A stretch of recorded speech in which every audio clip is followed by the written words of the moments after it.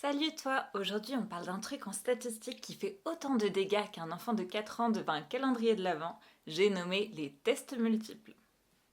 Et oui, chaque case ouverte c'est un peu comme un test statistique. Et si tu ouvres les 24 d'un coup, la flambée ça monte en termes de risque de faux positifs. Alors attends, je t'explique. Quand tu fais un test statistique, souvent tu as 5% de chance d'avoir un résultat positif, alors qu'en vrai il n'y en a pas. D'avoir un résultat significatif, alors qu'en vrai il n'y a pas d'effet.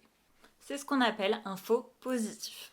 Mais si tu fais 20 tests, même indépendants, en fait ton risque de trouver des faux positifs augmente fortement. Si t'en fais 20, globalement tu te retrouves à 60% de risque d'avoir un faux positif. Bah ouais, quelque part, plus tu cherches, plus tu trouves. Parce que statistiquement, si chaque test a une probabilité de 5% de se planter, il a aussi une chance de 95% de ne pas se planter. Si tu fais 20 tests, même indépendants, alors tu te retrouves avec la probabilité suivante.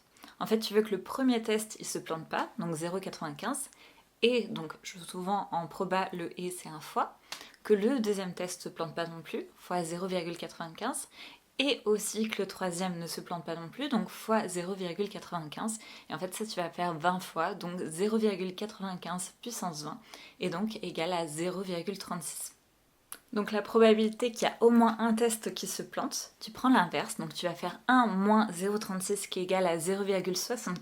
Donc en fait, tu as 64% de chance d'en avoir au moins un qui se trompe. Ouais, 6, 4, ouais, ça pique. C'est comme si tu disais, bon bah j'ai 5% de chance de pas trouver un cadeau à moi si j'en pioche un au hasard au niveau du sapin.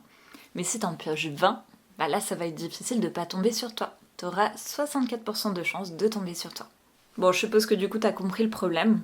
Pour limiter ça, pour rester sur du 5% d'erreurs de faux positifs, bah en fait ce qu'on va faire c'est qu'on va venir corriger les p-values. Alors pour ça, tu as des solutions un peu classiques. Tu as par exemple Bonferroni, qui est un petit peu le père Fouettard, il est un petit peu sévère mais il est hyper efficace. Sinon tu as Holm, qui est un petit peu plus permissif, mais qui est toujours convaincant dans les publications. Bref, si tu fais plusieurs tests, ne fais pas l'innocent, corrige, et c'est un peu le cadeau que tu te fais pour pas avoir de conclusion bidon. C'est un beau cadeau.